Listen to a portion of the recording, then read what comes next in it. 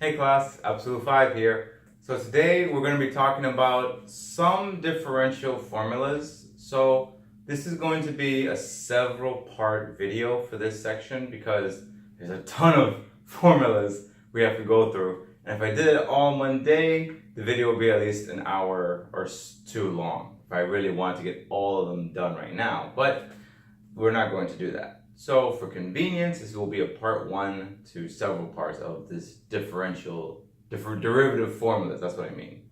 Or differentiation formulas, whichever you want to say, same thing. So the first formula we're going to talk about, let's rewrite the definition of what the limit is. So the limit as h approaches 0 of f of x plus h minus f of x all over h. Now, let's have a discussion based real quick about this. This is a long formula that takes forever to do some basic computations. So if we had to do everything this way in mathematics, this way, even I would just stop being a math major. It just gets boring and long for no reason that it takes too long. So that's why you have to appreciate the people in the past who figured out, oh, there's an easier way to do this. And believe me, there's a way easier to do some of these derivatives. So let us appreciate them real quick, have a little bit more of a silence for them to just say, thank you for figuring this out. Instead of us suffering with this, we can now have a shortcut. So, okay, enough more of a silence for them. For those great mathematicians who figured that out, or those great people back then who figured it out. Because some of them aren't always mathematicians. Some of them could have been physicists. So ideally, let's now erase this. So let's talk about the first function that relates to the derivative, and that's the constant function. What's a constant function? Well, first off, what's a constant?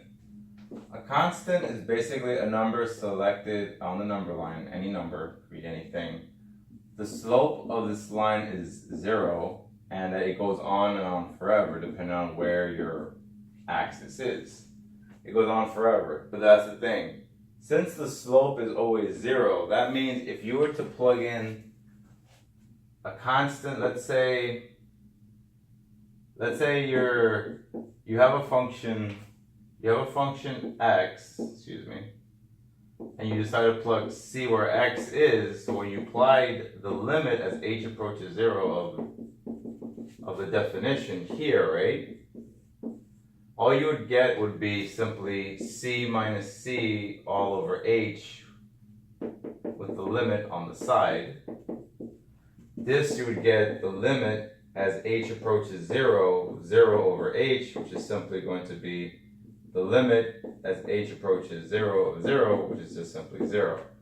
So, for argument's sake, instead of doing it this way, you just simply say, when you take a derivative of a function or of a constant, any numerical value that you decide to put in your function, it's 0.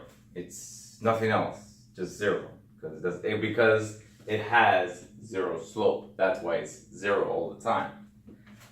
So let's talk about, so in general, it will look like this. If you take the derivative of some constant c, 0. It'll always be this way. Like something very basic like this. It'll be some number, it gives me 0. Okay?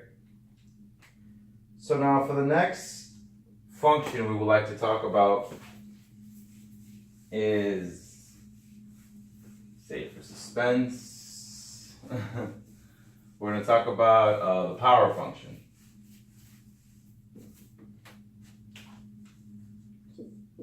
The power function. So let's say my function f of x is x to the n, right?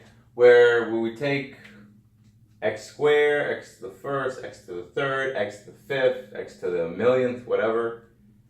And the thing is, there's going to be a pattern that you're going to notice right away. So let's say let's take 3 cases. Let n equal 1, 2, and 3 for now. So if I take the derivative of dx of x, right? My function is x, where in this case n equals 1. This is the first case. When you differentiate all this, if you did the long limit formula, the derivative formula, the long way I should say, it gets you 1. In the end, you're going to get 1. Now, if I say n equals 2, we know that d dx is going to be, for x squared, you'd get 2x to the 1. And then the last one we're going to take is d dx x to the third, 3x squared. If you notice, like, it's hard to see the pattern here in the first case, but if you notice a pattern here, you notice we start off with x, whenever we put a value here, the number ends up going in front of the variable. So this is, excuse me.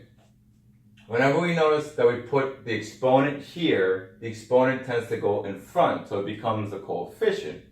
So if we notice that there's a pattern going on where you take this exponent and put it in front in the coefficient, there's a general pattern, and this is how we generalize formulas to become an actual definition.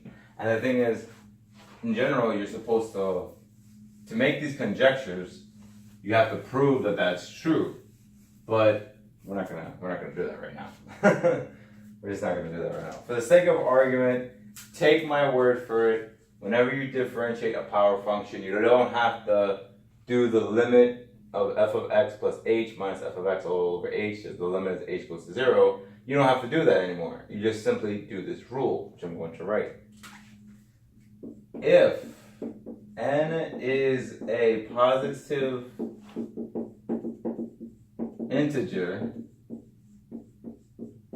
then d over dx of x to the n would simply be nx to the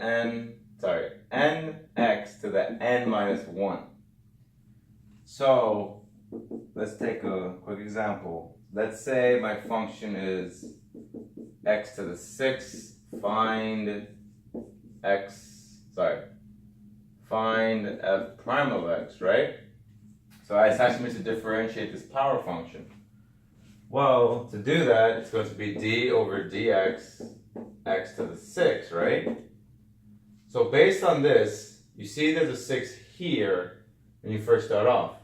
So on the right side, I should have a 6 here in x, and then I take 6 minus 1, which is just going to be 6x to the 5th. So what I like about this is that you clearly see that you get to plug in the number and you see you get an output. And if you were to check x to the 6th, which I'm not going to do, you would get the same answer, 6x to the 5th. Let's take a more obscure case where we know that if we were to do the definition, like the old definition of the limit, it would not be possible because we don't have that kind of time. We really don't have that kind of time. Which is basically, let's take another example, an obscure case. Let's say y equals x to the 1000, and you have to find y prime. So my f of x here, well, obviously my f of x is x to the 1000. So when I find f prime of x, right, based on the formula that I wrote before, you get 1000 x to the 999.